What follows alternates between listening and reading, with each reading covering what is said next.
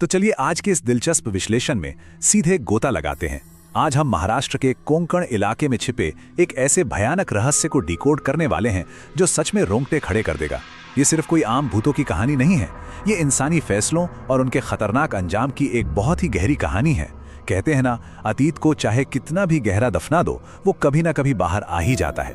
आज की हमारी ये पूरी चर्चा उन घटनाओं पर आधारित है जिसने एक पूरे गांव की रातों की नींद उड़ा रखी है। तो चलिए इस रहस्यमयी सफर की शुरुआत करते हैं। अब जरा कोंकण के इस अजीब से विरोधाभास को देखिए।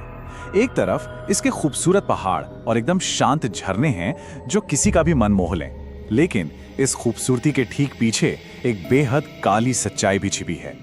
हम भानगढ़ जैसी जगहों के भूतिया किस्सों के बारे में तो अक्सर सुनते हैं, है ना? लेकिन स्रोत सामग्री इशारा करती है कि कोंकण का ये खूबसूरत सा दिखने वाला इलाका अपने अंदर काले जादू और कभी माफ ना करने वाली क्रूर आत्माओं के ऐसे राज छिपाए हुए हैं जो भानगढ़ से भी कहीं ज्यादा खतरनाक है। यही बात इस कहानी को और भी खौफनाक बना देती है।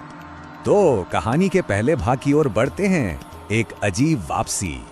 कहानी की मुख्य किरदार अर्पिता पूरे 20 साल बाद शहर से अपने बचपन के गांव लौटती है। 20 साल सच में एक बहुत लंबा अरसा होता है। जब वो वहां पहुंचती है तो गांव वालों की भारी भीड़ उसका स्वागत करती है। लेकिन यहाँ एक बहुत अजीब बात होती है। अर्पिता उनमें से किसी एक इंसान को भी पहचान नहीं पाती। ये स्थिति काफी अजीब और असहज करने वाली थी। पर उस भीड़ में एक आदमी ऐसा था जो बाकियों से बिल्कुल अलग था। वो अर्पिता को देखकर इतना ज्यादा खुश और उत्साहित था मानो उसे अपना कोई बहुत ही करीबी मिल गया हो।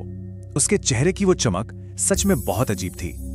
और फिर वो आदमी अर्पिता से कहता है, अरे मैं अभिषेक, तुम्हारा दोस्त। तुम मुझे कैसे नहीं पहचान सकती? कम से कम मेरा चेहरा तो तुम्हें याद होना ही चाहिए। अब देखिए, ये इस कहानी का पहला बड़ा खौफनाक सुराग है।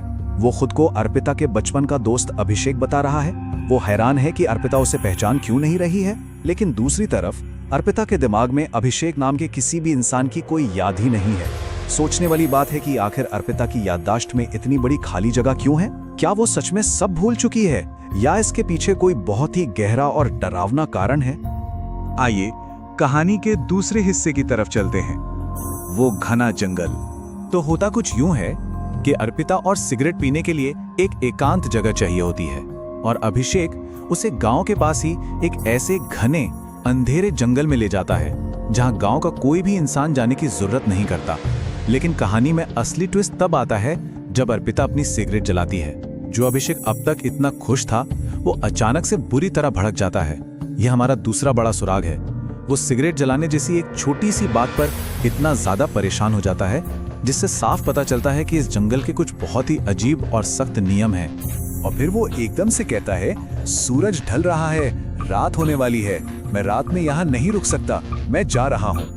यहाँ सबसे अहम बात यह है कि जैसे ही सूरज ढलने लगता है, अभिषेक अर्पिता को उस सुनसान और डरावने जंगल में बिल्कुल अकेला छोड़कर वहाँ से निकल जाता है। उसका इस तरह अचानक भाग जाना किसी बड़े खतरे की घंटी से कम नहीं है। ये सोचकर ही खौफ आता है कि एक इंसान जो कुछ पल पहले तक बचपन का गहरा दोस्त होने का दावा कर रहा था, वो रात के अंधेरे से इतना डर जाता है कि अर्पिता को उसी हालत में छोड़कर भाग खड़ा होता है। और अब अर्पिता उस खौफनाक जंगल में पूरी तरह अकेली है। अब उस अकेलेपन और अंधेरे के बीच अर्पिता को अचानक ताजी सिगरेट के धुएं की गंध आती है। अगर हम याद करें, अभिषेक ने तो कहा था कि इस जंगल में कोई आता ही नहीं है, तो फिर ये धुआं आ कहां से रहा है? इसी रहस्य को सुलझाने के लिए अर्पिता जंगल से बाहर जाने के बजाय उसके और अंदर गहराई में जाने का फैसला करती है। चलते चलते वो एक पुराने खंडर हो चुके घर के पास पहुंचती है और जब वो ऊपर देखती है तो सुनसान घर की छत पर उसे एक छोटा सा बच्चा खड़ा हुआ दिखाई देता है।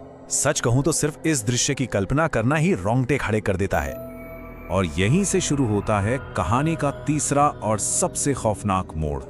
यहाँ हालात बहुत तेजी से बिगड़ते हैं। अर्पिता अपनी आंखों के सामने उस छोटे बच्चे को छत से नीचे गिरते हुए देखती है। किसी भी इंसान की तरह वो घबराकर तुरंत उस बच्चे की जान बचाने के लिए नीचे की तरफ दौड़ पड़ती है। लेकिन उस वक्त अर्पिता को इस बात का बिल्कुल भी अंदाजा नहीं था कि उस बच्चे के पास पहुंचते ही उसका सामना एक ऐसे खौफनाक सच से होने वाला है जो उसकी पूरी दुनिया को उलट पुलट कर रख देगा। वो खून से लथपथ बच्चा अर्पिता की तरफ देखता है और कहता है, जब बचपन में तुमने मेरी जान नहीं बचाई तो अब क्यों बचा रही हो? ये इस पूरी कहानी का सबसे ज्यादा डराने वाला हिस्सा है। ये सिर्फ एक सवाल नहीं था, बल्कि एक ऐसा जोरदार प्रहार था जिसने अर्पिता के दिमाग में दबी हुई उन पुरानी यादों का ताला तोड़ दिया। ये सुनते ही उसे एक बहुत ही हिंसक फ्लैशबैक आता है।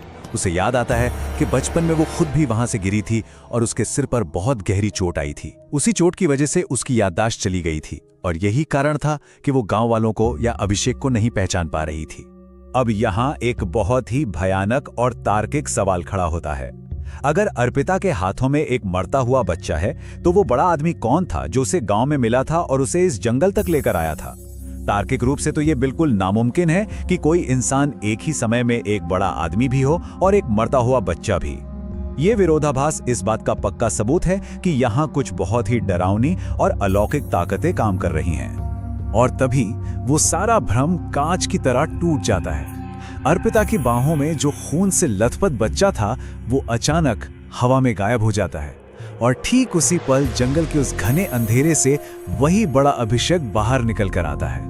बिल्कुल वही आदमी जो उसे गांव में मिला था।